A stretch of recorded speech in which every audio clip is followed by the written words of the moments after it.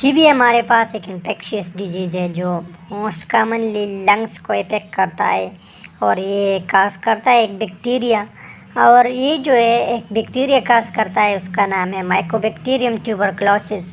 और ये जो है स्प्रेड हो जाता है एयर हवा के ज़रिए, और इसमें जो है इन्फेक्टेड पीपल उससे भी स्प्रेड हो जाता है। जो इन्फेक्टेड पीपल जो है वो कफिंग करते हैं, स्नीजिंग करते हैं, इस वजह से भी वो स्प्रेड हो जाता है। इसके बाद हमारे पास आते हैं सिम्टम्स की अगर बात की जाए तो उसमें सिम्टम्स जो उसके डिपेंड करते हैं उसकी स्टेजेस पे। तो उसमें हमारे पास जो पहला स्टेज है वो है प्राइमरी स्टेजेस जो है ना, ये हमारे पास सबसे पहला स्टेज है ट्यूबरकुलोसिस की। प्राइमरी स्टेज हमारे पास सबसे पहला स्टेज है ट्यूबरकुलोसिस की। उसमें क्या हो जाता है, जो प्राइमरी स्टेजेस जो है इसमें इम्यून सिस्टम की जो सेल्स है वो मालूम कर देते हैं और वो उसको कैप्चर करते हैं उन जर्म्स को। इम्यून सिस्टम जो है वो डिस्ट्रॉय करते हैं जर्म्स को, और वो जो है स्टिल सर्वाइव करता है। तो मोस्टली जो हमारे पास उसकी सिम्टम्स होती है वो फ्लू लाइक सिम्टम्स होती है। उसमें लो फीवर भी होती है, उसमें टायर्डनेस थकावट भी बहुत होती है और कफिंग भी होती है। और इसके बाद हमारे पास आता है लेटेंट टीबी इन्फेक्शन हमारे पास दूसरी स्टेज है टीबी की। जो भी पेशेंट प्राइमरी स्टेज से आकर लेटेंट टीबी तक पहुंच जाता है, इसके बाद जो हमारे पास आता है लेटेंट टीबी इन्फेक्शन, ये दूसरी स्टेज है। मतलब जो प्राइमरी स्टेज को पार करके लेटेंट स्टेज तक पहुंच जाता है। जो दूसरी स्टेज है हमने बता दिया कि इसमें हमारे पास लेटेंट टीबी है जो प्राइमरी से आके, तो उसमें क्या होगा, तो उसमें होगा इम्यून सिस्टम की जो सेल्स है वो सेल्स की जो वाल है वो क्या है, वो अराउंड द लंग्स जो टिश्यू है वो क्या करेगा, वो एक वाल बिल्ड करेगा। इम्यून सिस्टम की सेल्स अराउंड द लंग्स जो है वो एक वाल बिल्ड करेगा। जब वो एक वाल बिल्ड करेगा तो फिर क्या होगा, विद किसके खिलाफ, टीबी जर्म्स के। तो जर्म्स जो है वो हार्म है, can not do any more harm, ज़्यादा हार्म तो नहीं है लेकिन फिर भी बहुत हार्म है। लेकिन इम्यून सिस्टम क्या करेगा, इम्यून सिस्टम उसको कंट्रोल करेगा और जर्म्स जो है वो सर्वाइव करेगा। तो उसमें लेटेंट टीबी की जो इन्फेक्शन है उसमें पेशेंट की कोई भी सिम्टम्स नहीं होती। लेटेंट टीबी में पेशेंट की कोई भी सिम्टम्स नहीं होती।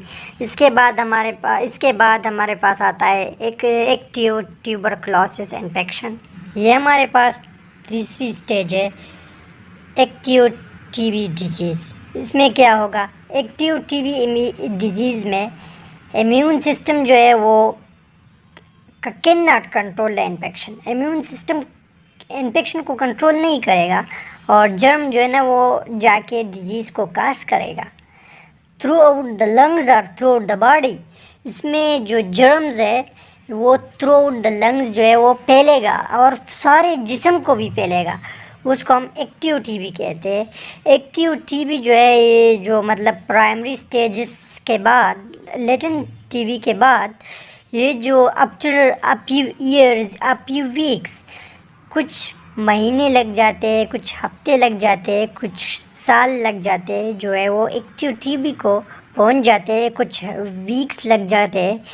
तो एक्टिव ट्यूबरकुलोसिस की फिर अगर हम सिम्टम्स की बात की जाए तो उसकी जो सिम्टम्स है, रात में भी उससे पसीना निकलेगी और उसकी वेट जो है वो कम होगी। तो ये है एक्टिव टीबी की डिजीज़। ये हमारे पास 3 स्टेजेस है, प्राइमरी स्टेज है और इसके बाद लेटेंट स्टेज आती है, इसके बाद एक्टिव ट्यूबरकुलोसिस डिजीज़ आती है। फिर इसके बाद हमारे पास एक और है, उसको हम एक्स्ट्रा पल्मोनरी ट्यूबरकुलोसिस भी कहते हैं, और इसके बाद उसको दूसरा नाम भी है active tuberculosis disease outside the lung, उसको भी हम कहते हैं।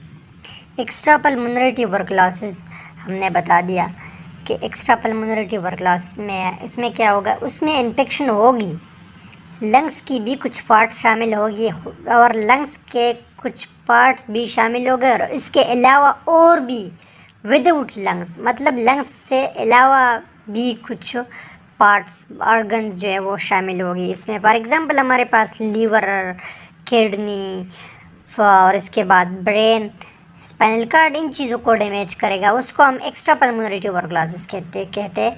मतलब ये जो है वो एक टीबी की पार्ट्स है, एक पार्ट्स है कि वो विदाउट लंग्स के भी कुछ हिस्से होंगे, लेकिन लंग्स के अलावा बहुत से पार्ट्स जो है वो डैमेज करेगी। मतलब किडनी होगी, लीवर होगी, ब्रेन होगी, इन चीज़ों में ज़्यादातर जो क्या करता है, इफेक्ट करता है, उसको हम एक्स्ट्रा पल्मोनरी ट्यूबरकुलोसिस कहते हैं।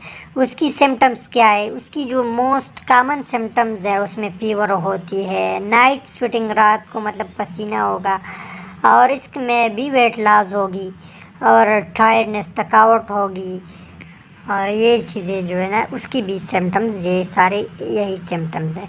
तो हमने आज की टॉपिक में हमने बता दिया कि सबसे पहले हमारे पास ट्यूबरकुलोसिस क्या है। ट्यूबरकुलोसिस हमारे पास एक बैक्टीरिया है, माइकोबैक्टीरियम ट्यूबरकुलोसिस, जो कि इफेक्ट करती है लंग्स को।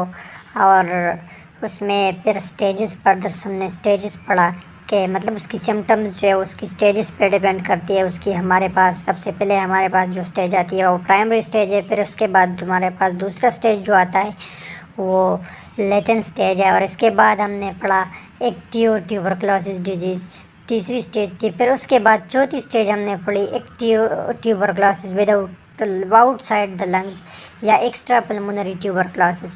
हमने ये 4 चीज़ें पढ़ी आज। और